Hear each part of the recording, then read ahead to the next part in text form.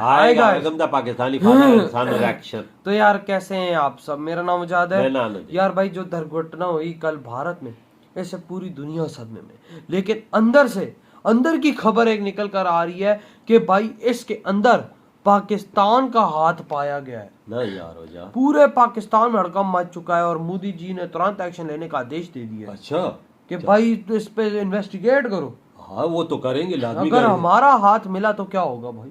फिर तो संदूर से भी ज्यादा हमारे पे अटैक बढ़ा होगा। भाई वॉच करते हैं, देखते हैं। मुझे इस बारे में आइडिया नहीं है, तो वॉच करने के बाद ही पता लगेगा। कौन करते हैं स्टार्ट। अहमदाबाद के अंदर एक जहाज, एयर इंडिया का जहाज है, वो गिरा है, जिसके अंदर अब तक 254 लोगों के हलाक होने की के बारे में कहा जा रहा है, बताया जा रहा है। पाकिस्तान पर अब इल्जामात लगाए जाने का सिलसिला और आईएसआई का इस प्लेन क्रैश के पीछे होना, इस सारे एंगल में कभी पन्नून का वीडियो बाहर आ रहा है कि उसने धमकी दिया था कि मैं 19 नवंबर को उड़ा दूंगा लास्ट। अब नाज़रीन इकराम, एक ट्वीट जो है वो शेयर किया जा रहा है मार्च का। आप जरा ये ट्वीट देखें अपनी स्क्रीन पर। Air India is being sabotaged by the anti India deep state network involving Pakis Khalistanis. हालात फिर वही हो गए हैं जो मई के अंदर थे, और ऐसा लगता है कि इंडिया किसी वक्त भी इसका सारा मुद्दा भी हमारे गले डाल के फिर इस किस्म की छेड़छाड़ कर सकता है कि हो सकता है पाकिस्तान और इंडिया के दरमियान जंग स्टार्ट हो जाए। एक जो बहुत इंपॉर्टेंट चीज जो सबकी नजर जिस पे जा रही है कि इस प्लेन का मेंटेनेंस, जिसका जस्ट अभी मैं बात कर रहा था कि प्लेन का मेंटेनेंस किसके अंदर है। अब कई लोगों को ये भी कहना है कि ये बोइंग ड्रीम लाइनर के अंदर हुआ ही नहीं है, तो सिक्योरिटी इश्यूज तो नहीं है। ये जो टर्किश टेक्निक जो कंपनी है वो पर्टिकुलरली फोकस कर रही थी बोइंग 737 एयर इंडिया जो है उसे सैबोटाज किया जा रहा है एंटी इंडिया डीप स्टेट, जिसमें पाकिस्तानी भी हैं, खालिस्तानी भी हैं, मिडल ईस्ट के इंटरेस्ट भी हैं। अब कई लोगों का काम है जी पाकिस्तान पर डाल दो, पाकिस्तान का इससे क्या है। पाकिस्तान ने तो in the height of the conflict civilian जगहों पे हमले नहीं किए। तो ये एक एंगल है जो डेफिनेटली अभी जिस तरीके का हाइटेंड टेंशन भारत पाकिस्तान और उसके कारण जो kind of global geopolitical tension जो क्रिएट हुआ है कि ये जो हुआ है बहुत गलत हुआ है। दोस्तों, ये एक बेहद ही दुखी खबर है। आज का दिन भारत शायद इतिहास में कभी नहीं भूल पाएगा। हम अपने पूरे दिल से उन 242 यात्रियों के लिए नमन करते हैं। ईश्वर उनकी आत्मा को शांति दें। अहमदाबाद एयरपोर्ट से प्लेन के टेक ऑफ करने के तुरंत बाद मेघानी नगर इलाके में यह हादसा हुआ है। विमान अहमदाबाद से लंदन जा रहा था, जिसमें गुजरात के पूर्व सीएम विजय रूपाणी समेत 242 लोग सवार थे। हालांकि विमान में सफर कर रहा एक यात्री जिंदा बच गया। इसे चमत्कार से कम नहीं माना जा रहा है। विश्वास कुमार रमेश एयर इंडिया की फ्लाइट में 11A सीट पर बैठकर लंदन जा रहे थे। दुर्घटना के तुरंत बाद उन्हें अस्पताल में भर्ती करवाया गया। अभी तक ये कंफर्म नहीं हो पाया है कि यह हादसा हुआ कैसे। इसकी जांच पड़ताल अभी भी चल रही है, लेकिन सोशल मीडिया में कई ऐसी वीडियो इस वक्त वायरल है जहां खालिस्तानी आतंकी पन्नू और पाकिस्तानी आईएसआई का हाथ इसमें बताया जा रहा है। इसी टॉपिक पर चलिए आगे इस वीडियो को देखते हैं। इस सारे एंगल में कभी पन्नून का वीडियो बाहर आ रहा है कि उसने धमकी दिया था कि मैं 19 नवंबर को उड़ा दूंगा लास्ट ईयर शायद, और उससे पहले उसके बाद एक आता है कि क्या इसमें कौन से कोई नोटेबल पर्सनालिटीज, तो जो अभी तक नाम आ रहे हैं इनिशियल नेम, उसमें से विजय रूपाणी जो गुजरात के एक्स सीएम रहे हैं वो इसमें ट्रैवल कर रहे थे, वो अपने परिवार को लंदन से लाने जा रहे थे। उसके अलावा कोई बड़ा नाम ऐसा आया नहीं है।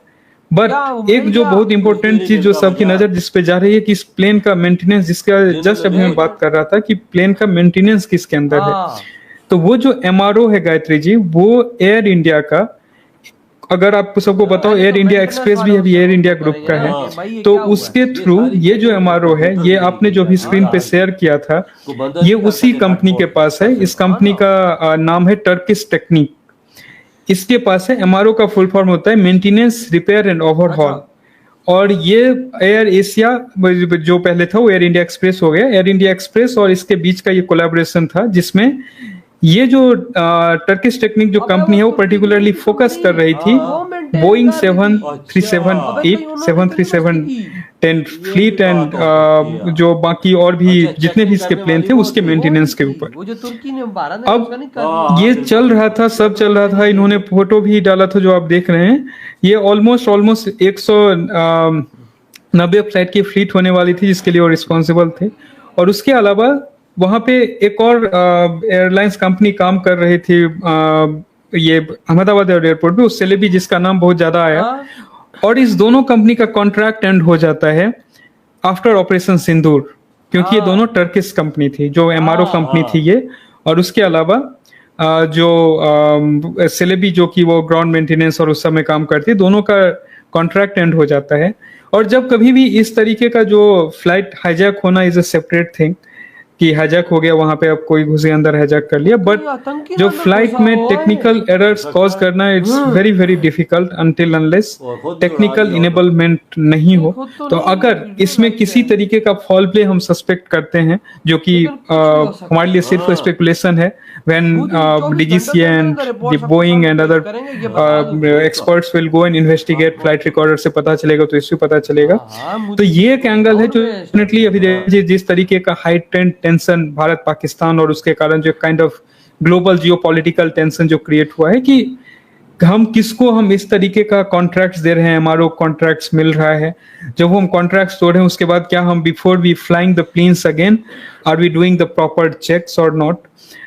उसके बाद इसमें यहाँ पर क्या ये एक पॉसिबल एंगल है टू इन्वेस्टिगेट, क्योंकि अभी this is very initial stage, but हाँ। डेफिनेटली अभी इंटरनेट के समय में जब सारा इंफॉर्मेशन सबके पास अवेलेबल है, तो क्वेश्चंस भी लोगों के पास हैं, स्पेकुलेशंस भी है। ये बात जिस तो लगता है तरीके से मौजूद जो देश इसमें इन्वॉल्व, इसका नाम अभी हम ले रहे हैं, उसका जैसा इतिहास रहा या जिस तरीके से काम करने का तरीका रहा है, आप उसको डिस्काउंट नहीं कर सकते हैं। इधर हुई है वीडियो खत्म भाई साहब, पाकिस्तानियों नाम आ रहा है हमरा यार वजाद, अगर भाई ये साहब। देखो ना, क्या पता वो भाई तुर्की वाले भी मस्ती कर सकते हैं, क्या पता खालिस्तानी भी मस्ती कर सकते हैं, क्या पता कोई आतंकी अंदर घुस के मस्ती कर सकता है। बिल्कुल बिल्कुल। क्या पता भाई साहब। वजाद मौजूद है, तुर्किश पे बहुत बड़ा शक पाकिस्तानी पड़ा, क्योंकि ये जहाज उनके अंडर था, मेंटेनेंस यार उन्होंने की नहीं, है। उनका कॉन्ट्रैक्ट आई थिंक कैंसिल हो गया था, वो नहीं कर रहे थे शायद, या भी कर रहे हो उनके आखिरी दिनों, तो उन्होंने वो भी मस्ती कर सकते हैं। बिल्कुल हो सकता है वजाद। देख रहा है 24 घंटों के अंदर अंदर मोदी जी कैसे रिपोर्ट देते हैं। वजाद और या- अगर किसी का हाथ मिलता है तो ऑपरेशन सिंदूर से भी ज्यादा उसका गंदा काम हो। बिल्कुल चाहे वो बिल्कुल। खालिस्तानी है, तो चाहे वो हम है, तो चाहे वो तुर्किश है। वजाद एक और बात बताऊं ना, जब ये जहाज हैंड ओवर किया गया था, उसकी सारी हर चीज मेंटेनेंस करके कंप्यूटर यार। सबको जब पायलट को दिया जाता है तो 2 दफा मेंटेनेंस होती है, उसे हर चीज चेक की जाती है, तब पायलट को दिया जाता है कि आप इसे उड़ा के तो यार- यूके या यूएसए लेके जा सकते हैं। और वही ना, और पायलट भी तो देखते हैं सब कुछ, हाँ। अंदर सारा डेटा आता है, यहाँ जहाज उड़ने के काबिल है भाई, उड़ा लो। मैंने तो ये भी सुना है, उड़ने से पहले पायलट 1.5 घंटा पहले उसकी हर चीज चेक करता है। हाँ, वो अगर ये कुछ भी सच है। जरा थोड़ी सी खराबी हो, जो इंजीनियर होते हैं पायलट के साथ, वो बताते हैं कि ठीक है भाई, जहाज जो ये मेंटेनेंस देखो ना, हुआ लेकिन ये ठीक हुआ है। कैसे हुआ 30 सेकंड के अंदर गिर गया हाँ भाई, कुछ तो हुआ, क्या पता लेजर से हमला ना हुआ हो उस पे, कुछ भी हो सकता है। क्या पता अमेरिका ने मस्ती की हो, कंपनी बोइंग है अमेरिकन, शक सब पे जा रहा है, सब पे, कोई नहीं है इसमें, क्योंकि भाई साहब इधर मसूद अजहर के भाई साहब 10 लोगों को टारगेट किया इंडिया ने, तो भाई साहब वो भी मस्ती कर सकता है। वजाद, मैंने ऐसा कुछ भी हो सकता है मैंने भाई। ऐसे कभी हादसा जिंदगी में नहीं देखा हाँ, 50 सालों में। कि उड़ते उड़ते ये धड़ाम नीचे ना